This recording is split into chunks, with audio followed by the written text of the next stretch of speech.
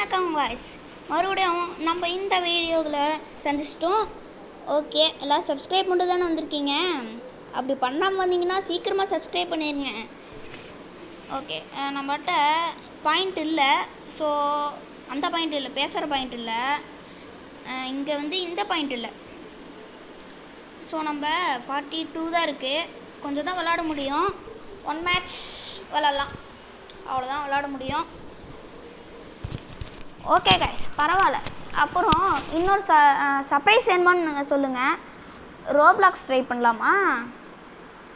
எனக்கு கொஞ்ச நேரத்துக்கு முன்னாடி தான் தோணுச்சு. நான் வேறு அதெல்லாம் இன்ஸ்டால் பண்ணி விளையாடிட்டு தான் இருக்கேன்.